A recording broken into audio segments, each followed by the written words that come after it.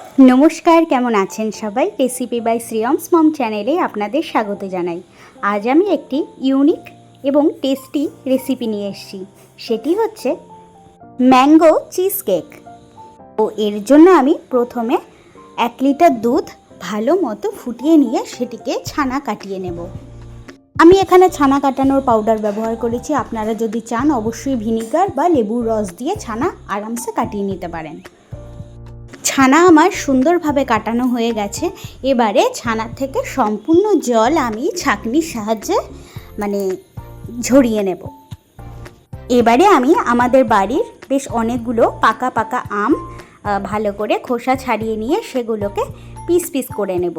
তো পিসটা আমি করছি না, সেটি আমার শাশুড়ি মা আমায় হেল্প করে দিচ্ছেন। যেহেতু 7-8টির মতো বা তার মনে হয় একটু বেশি নিয়েছিলাম আম, ঠিক আমি এক্স্যাক্টলি মনে করে বলতে পারছি না। তো সেই কারণে আমি বললাম আপনি এটাকে ছাড়িয়ে দিন, তো আমার একটু কাজে সুবিধা হয়ে যাবে। ততক্ষণে আমি আমার কাজ করতে থাকি। এবার একটি মিক্সিং জারের মধ্যে মারিগোল্ডকে ভালোভাবে কুড়িয়ে নেব। বিস্কিটগুলি আমার সুন্দরভাবে গুঁড়ো হয়ে গেছে। এবারে একটি পাত্রের মধ্যে ঢেলে নিচ্ছি। বেসিক্যালি এই চিজ কেকের বেস যেটা আছে সেটি তৈরি করব বিস্কিটের গুঁড়ো দিয়ে। তো এবারে আমি এর মধ্যে দিয়ে দিলাম মেল্টেড বাটার। এবারে এটিকে শক্ত একটি মন্ডের মতো তৈরি করে নিতে হবে। তো আপনারা এখানে সম্পূর্ণ বাটারও ব্যবহার করতে পারেন। তো আমি এখানে বাটার এবং রুম টেম্পারেচারে থাকা দুধ ব্যবহার করেছি বেসটিকে সুন্দরভাবে বা একটি মন্ড টাইপের তৈরি করে নেওয়ার জন্য। আশা করি এই পর্যন্ত আপনাদের বুঝতে কোনো রকমের অসুবিধা হয়নি। বেস যদি বেশি ট্যালট্যালে হয়ে যায় তাহলে কিন্তু সমস্যারই বিষয়, সে কারণে বুঝে শুনে বেশ শক্ত মাপের করে নেবেন। এবার একটি এয়ারটাইট কন্টেনারের মধ্যে আমি প্লাস্টিক দিয়ে নিয়েছি, তার উপরে বেসটিকে দিয়ে সুন্দরভাবে গ্লাসের পেছনটা দিয়ে সেট করে নিলাম। তারপরে 5 মিনিটের মতো ডিপ ফ্রিজে রেখে দিয়েছি সেট হওয়ার জন্য। এবারে মিক্সিং জারের মধ্যে আমের টুকরো এবং ঝরিয়ে জল ঝরানো যেই ছানাটি ছিল সেটিকে দিয়ে ভালোভাবে মিহি পেস্ট তৈরি করে নেব।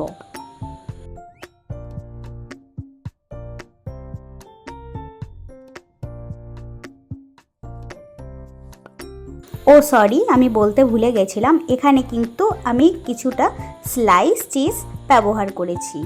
যেহেতু এটি একটি চিজি কেক তৈরি হচ্ছে সেই কারণে চিজ তো মাস্ট।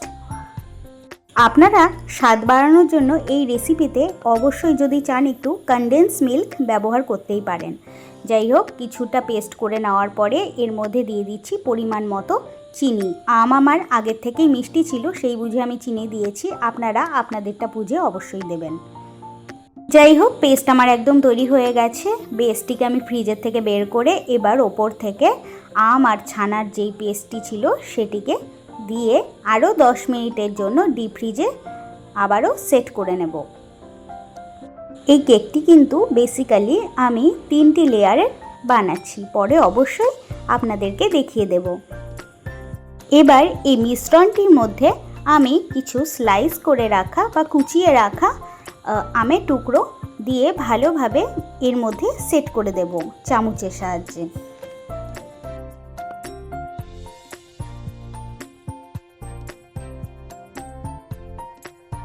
তারপরে ওই একই মিক্সিং জারের মধ্যে বাকি কেটে রাখা আমগুলিকে একদম পেস্ট বানিয়ে নেব।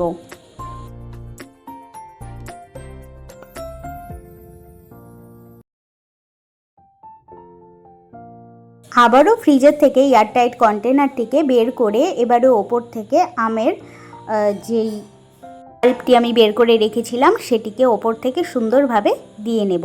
তাহলে প্রথমে হলো বিস্কিটের লেয়ার, তারপরে ছানা এবং আম আর তার সাথে চিজের লেয়ার, আর ওপর থেকে শুধু আমের পাল্প বা আমের রসের লেয়ার। তাহলে হলো তো 3টি লেয়ার। তারপরে 7-8 ঘন্টা ডিপ ফ্রিজে রেখে দিলে এরকম সুন্দর চিজি কেক তৈরি হয়ে যাবে। আশা করি রেসিপিটি বুঝতে আপনাদের কোনো রকমের অসুবিধা হয়নি। যদি কোনো অসুবিধে হয়ে থাকে অবশ্যই আমাকে কমেন্ট বক্সে লিখে জানাবেন। দেখতে যতটা অপূর্ব হয়েছে খেতেও কিন্তু দারুণ। তো আমি আমার মতন ওপর থেকে আমের কুচি এবং ওরিও বিস্কুট ভেঙে বা গোটা ওরিও বিস্কুট দিয়ে আমি আমার মতো সাজিয়ে নিয়েছি। আপনারা অবশ্যই আপনাদের পছন্দ মতো গার্নিশিং করে নেবেন। এবারে আমি কেকটিকে কেটে আপনাদেরকে কাছের থেকে সুন্দরভাবে লেয়ারটি দেখিয়ে দেব।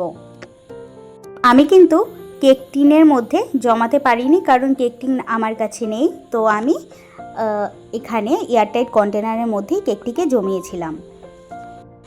আমার বর তো অফিস থেকে এসে আমি এটা কেটে দিয়েছিলাম, সে ভেবেছে আমি বোধহয় বাইরে থেকে আনিয়েছি, কারণ সত্যি দেখতে এমন হয়েছিল না, দেখে মনে হচ্ছে এটা ঘরে বানানো নয়, বাইরের থেকে আনানো। এই হোক, আশা করি তার রিয়াকশন দেখে আপনারা বুঝতেই পারবেন কতটা দারুণ হয়েছিল খেতে, অসম্ভব সুন্দর হয়েছিল। আমিও বলছি, কারণ আমিও টেস্ট করেছি।